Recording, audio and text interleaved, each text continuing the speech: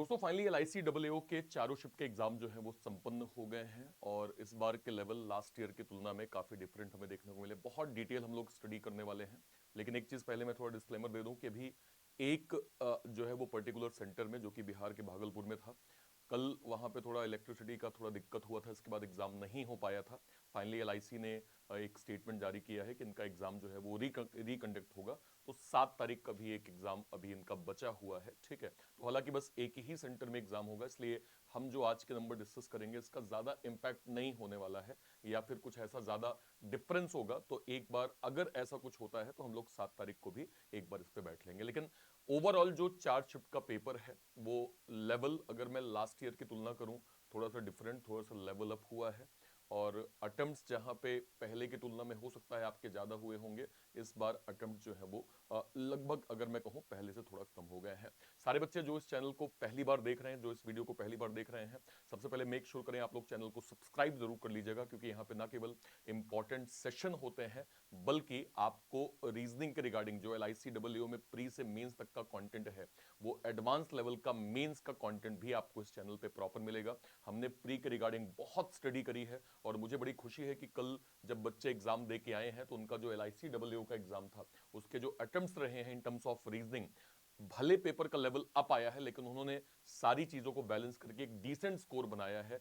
और मैं ये कह सकता हूं कि जो एक लेवल अप कंटेंट हमने यहाँ पे पढ़ाई करी वो आपके एग्जाम के लिए काफी हेल्पफुल रहा है। तो जितना हम लोगों ने प्री पढ़ा है उससे भी लेवल अप कंटेंट हम लोग मेंस में पढ़ने वाले हैं, इसलिए मेक श्योर करें चैनल को आप लोग सब्सक्राइब जरूर कर लीजिएगा। ठीक है, चलिए स्टार्ट करते हैं आज के सेशन को। सबसे पहले बात करते हैं कि कल जब आप लोगों का एग्जाम हुआ तो ये आप लोगों का एग्जाम का सीक्वेंस था, जिसमें शुरू में हमें रीजनिंग देखने को मिला, फिर क्वांट देखने को मिला, फिर हमें इंग्लिश देखने को मिला। अब बात करते हैं कि भाई चारों शिफ्ट में लेवल क्या था। भाई लेवल अच्छा खासा था, अच्छा खासा लेवल था, जिसमें अटेम्प्ट्स स्पेशली, क्योंकि आपको पता है इंग्लिश क्वालिफाइंग इन नेचर होता है, तो इंग्लिश को अगर आप साइड कर दें तो मैथ्स और रीजनिंग चारों शिफ्ट को अगर मैं बोलूं तो ओवरऑल मॉडरेट ही पैटर्न था, ना कहीं एक आध जगह इजी टू मॉडरेट हमें देखने को मिला। लास्ट ईयर के जैसे एक ठीक अटेम्प्ट फर्स्ट शिफ्ट में थे, सेकंड लेवल अप हुआ, थर्ड लेवल अप भी अगेन हुआ, और फोर्थ वाला भी यहाँ पे लेवल अप हमें पैटर्न जो है वो चारों शिफ्ट में इस तरह से हमें देखने को मिला। आइए बात करते हैं शिफ्ट वाइज। ये आपका पहला शिफ्ट था जहां पे ओवरऑल पैटर्न अगर मैं कहूं इजी टू मॉडरेट हमें देखने को मिला, जिसमें अगर आप अटेम्प्ट यहाँ पे देखें, इंग्लिश ठीक है, इंग्लिश तो आपको एक पहले ही LIC डिसाइड कर देते हैं कि एटलीस्ट इतना नंबर आपको क्वालिफाइंग इन नेचर निकालना है। आप अगर क्वांट में देखें 35 में से 21 से 24 के करीब केवल अटेम्प्ट जाके रुक गए। ऐसे ही रीजनिंग में लगभग 24 से 25 के करीब जाके अटेम्प्ट जो है वो रुक गए। अगर मैं ओवरऑल पैटर्न की बात करूं तो मैक्सिमम बच्चों ने लगभग 73 से 75 का स्कोर किया हुआ है। पेपर को एक बार देखिए। बात करते हैं मैथ्स के, approximation, quadratic, arithmetic, line DI, table DI, caselet DI, ये टोटल पैटर्न था, जिसमें डीआई के लेवल पे थोड़ा सा जो है वो एक स्टेप अप था, और कुछ कैलकुलेशन भी मैंने आपको पहले जब सेफ अटेम्प्ट का वीडियो किया था, तो मैंने जब लास्ट ईयर का वीडियो आपको जो है वो करवाया था जिसमें हम लोगों ने डिटेल स्टडी करी थी, तो मैंने आपको ये बताया था कि क्वांट में कैलकुलेटिव चीजें पहले भी पूछी गई हैं, इस बार भी आ सकती हैं, और इसका समाधान यह है कि ज्यादा से ज्यादा सेक्शनल आप दीजिए, ज्यादा से ज्यादा जो भी क्वांट की क्विजेज है टाइम बाउंडेड मैनर में उसको आप दीजिए, ये आपको एग्जाम में हेल्प करेगा। तो जिनने भी ये पैटर्न फॉलो किया होगा उन्हें यहाँ पे, क्योंकि इस बार भी कुछ ज्यादा बदलाव हमें क्वांट के अंदर देखने को मिला नहीं। रीजनिंग की बात कर लेते हैं। Box puzzle, certain number, month base, circular, flat floor, sequence, ये इतना तो आपका पजल ही हो गया भाई। इसके बाद इनइक्वालिटी, डायरेक्शन डिस्टेंस, सिलॉग और अल्फा न्यूमेरिक सीरीज, पजल के लेवल ज्यादा थे, और चूंकि LICAAO था, चूंकि एओ का पेपर था, समतुल्य नियर अराउंड होता है पीओ के, तो थोड़ा लेवल पे था, जिसमें जो है वो बच्चों को टाइम लग गया पजल को सॉल्व करने में, इसलिए अटेम्प्ट जो है वो जो है यहाँ पे डिसेंट ही बन पाए। इसके बाद बात करते हैं इंग्लिश के।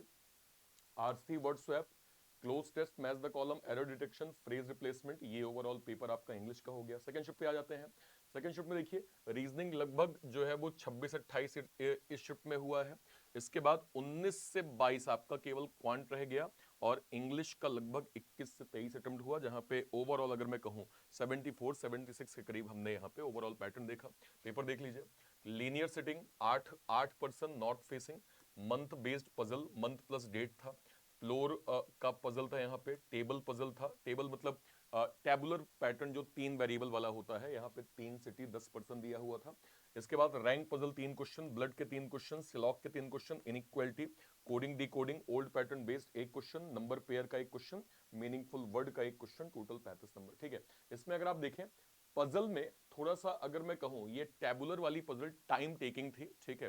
हालांकि आपके अटेम्प्ट्स बन जा रहे थे, लेकिन हाँ समय आपको लग रहा था इसमें इस पजल को सॉल्व करने में। बाकी सारी पजल अकॉर्डिंग टू स्टूडेंट की हाँ सर डुएबल मैनर में थी। अगर आपको स्ट्रेटेजी पता है, डॉट पॉइंट पता है कैसे आपको करना है, तो आप यहाँ पे डिसेंट जो है वो डिसेंट स्कोर बना सकते थे। मैथ्स की बात करते हैं। देखिए टेबल डीआई अच्छे खासे एक लेवल पे थी, बार ग्राफ जो है वो अच्छा खासा लेवल था, कैसलेट डीआई था, देन अर्थमेटिक था, और लास्ट में आप देखें तो अप्रोक्सीमेशन के 5 क्वेश्चन। तो आप डीआई के पैटर्न को यहाँ पे ज्यादा देख रहे होंगे, डीआई को ज्यादा यहाँ फोकस किया गया, इसके बाद अर्थमेटिक को, और फिर कैलकुलेशन कम हो गई, इसलिए बच्चों के ओवरऑल अटेम्प्ट्स जो है वो डिसेंट ही बन पाए। एक अच्छा खासा अटेम्प्ट्स मैं यहाँ पे नहीं कहूंगा, ठीक है। इंग्लिश की बात कर लेते हैं। आरसी के बाद error spotting, word rearrangement, single fillers, jumble sentence, phrase replacement, total यहाँ पे 30 आपके अटेम्प्ट्स हो गए। थर्ड शिफ्ट की बात करते हैं। Overall pattern easy to moderate, ठीक है। अगर मैं यहाँ पे कहूँ क्वांट जो है वो मॉडरेट था, रीजनिंग और इंग्लिश इजी टू मॉडरेट था। अटेम्प्ट्स की बात कर लेते हैं। यहाँ पे अगर आप पेपर देखें, अनसर्टेन सिटिंग, ठीक है, देन अनसर्टेन सिटिंग अरेंजमेंट जो है वो नॉर्थ प्लस साउथ, ठीक है, month based puzzle, then post based puzzle जिसको हम लोग डेजिग्नेशन बोलते हैं, category based puzzle, inequality 4 question, direction distance 3 question, syllog के 3 क्वेश्चन, पेयर फॉर्मेशन का 1 क्वेश्चन, मीनिंगफुल वर्ड का यहाँ पे 1 क्वेश्चन था। यहाँ पे अगर आप थोड़ा बहुत पजल के लेवल को देखें जो कि अनसर्टेन फॉर्मेट में था, जिसमें आपके अटेम्प्ट्स प्रॉपर नहीं हो रहे थे, क्योंकि अगर आप एक ही अनसर्टेन में डायरेक्शन एक साथ दी हो तो शायद आपको टाइम लग जाएगा, समय बनाने में लग जाएगा। तो मैक्सिमम बच्चे क्या करते हैं ऐसी सिचुएशन में, इसको स्किप करना ही पसंद करते हैं कि नहीं सर अगर इसमें हम 4 से 5 मिनट दे देंगे, इससे अच्छा कोई ऐसा पेपर, ऐसा क्वेश्चन जो शायद हमसे सॉल्व हो जाए और कम समय में उसको उसको निकाल पाए। तो उसमें पजल जैसे अगर मैं इस लेवल की बात करूं, ठीक है, और एक जो है वो कैटेगरी बेस्ड पजल जिसमें 10 लोग थे, इसका टाइम टेकिंग पैटर्न था, जिसको जो है वो कई बच्चों ने जो है वो स्किप किया था, ठीक है। नेक्स्ट पे आ जाइए। Approximation 5 question, arithmetic 11, then quadratic के यहाँ पे 6 question, pie chart DI, table chart DI, then यहाँ पे कैसलेट डीआई, टोटल जो है वो ये अच्छा खासा मॉडरेट था भाई। ये शिफ्ट वाकई में क्वांट का अच्छा खासा मॉडरेट था, बहुत डिसेंट अटेम्प्ट हुए। मतलब अगर आपने ओवरऑल देखा तो मैक्सिमम बच्चों का यहाँ पे सर 20, 22, 21, 23 ऐसे जाके यहाँ पे जाके रुक गए हैं, ठीक है। तो मैथ्स का लेवल तो अच्छा खासा दिया ही था। इंग्लिश की बात करें, RC, error detection, phrase replacement, word swap, cloze test, sentence rearrangement, total 30 question यहाँ पे आपके बन गए। चौथे पे आ जाइए। चौथे पे अगेन आपका लगभग 26 से 29, देन 20 से 25, और देन यहाँ पे 20 से 24, 66 से अगर मैं कहूँ, मतलब मोटा मोटा अगर मैं कहूँ 68 टू 76 के आसपास का यहाँ पे ओवरऑल अटेम्प्ट गया था। इसमें अगर आप पेपर को देखें, पैरेलल रो सिटिंग, डेजिग्नेशन जो है वो पजल, सीक्वेंस पजल, इसके बाद ईयर बेस्ड पजल, ठीक है, 8 लोगों की सिचुएशन थी, ब्लड के 3 क्वेश्चन, डायरेक्शन के 3 question, syllog, inequality, word pair जो है वो coding decoding based, then meaningful word के यहाँ पे 3 question, total 35 number. Decent attempt थे, मतलब मैं फिर कहूंगा चूंकि एलआईसी डबल एओ का पेपर है, तो एओ लेवल का paper as compare to clerical थोड़ा सा अप होता ही है, समतुल्य टू पीओ होता है, वही हमें यहाँ देखने को मिला। इसलिए अटेम्प्ट जो है वो बच्चों के ज्यादा नहीं हो पाए। यहाँ देखिए table DI, caselet DI, line graph with table DI, level up है भाई, wrong number series, then arithmetic के लगभग 11 क्वेश्चन और अप्रोक्सीमेशन के 6 क्वेश्चन, इसको मैं बिल्कुल मॉडरेट लेवल यहाँ पे कहूंगा इन टर्म्स ऑफ डीआई, ठीक है। लास्ट पे आ जाइए। तो लास्ट पे यहाँ पे RC, then error spotting, parajumble, misspelled word usages, single fillers and match the column यहाँ पे जो है वो पूछा गया। अब देखिए ओवरऑल अगर मैं पेपर की बात करूं, यस लेवल था, अच्छा खासा लेवल था। लास्ट ईयर की तुलना में भी इस बार थोड़ा सा, स्पेशली क्वांट और रीजनिंग की अगर मैं बात करूं, क्वांट तो बिल्कुल लेवल अप था और रीजनिंग का पैटर्न लेंदी था, जैसे अभी आपने अनसर्टेन वाला देखा। अब उसको आप बनाने जाएंगे, प्रैक्टिकली भी ये बात सही है कि उसको अगर आप बनाने जाएंगे तो आपको समय लग जाएगा, क्योंकि आपको एक साथ डायरेक्शन भी मेंशन है, आप दोनों को यहां ड्रॉ करेंगे। तो बच्चों ने क्या किया कि बेटर है कि स्किप कर दिया। ऐसे कई सारे पैटर्न मैंने आपको एक एक दो ही दिखाए, जैसे वो सीक्वेंस वाला पजल था, सीक्वेंस वाला पजल अच्छा खासा टाइम टेकिंग था। एक आपने वो टेबुलर पजल देखा, टेबुलर पजल का जो 3 स्टेट था, 10 लोग थे, उसमें भी लॉजिकल स्टेटमेंट अच्छे खासे दिए हुए थे जो समय ले रहे थे। तो मैं रीजनिंग के रिगार्डिंग यही बोलूंगा कि स्पेशली इन पजल क्योंकि एओ लेवल का पेपर है, तो पजल में हमें समय ज्यादा लग रहा था, ठीक है। जितने अटेम्प्ट्स हमने लास्ट ईयर मतलब 23 के जो है वो शिफ्ट के दौरान देखे थे, उतने अटेम्प्ट्स इस बार तो शायद हर एक शिफ्ट में जितने अटेम्प्ट्स हुए थे, एवरेज अगर मैं कहूं तो इस साल हमें उतने शिफ्ट नहीं देखने को मिले।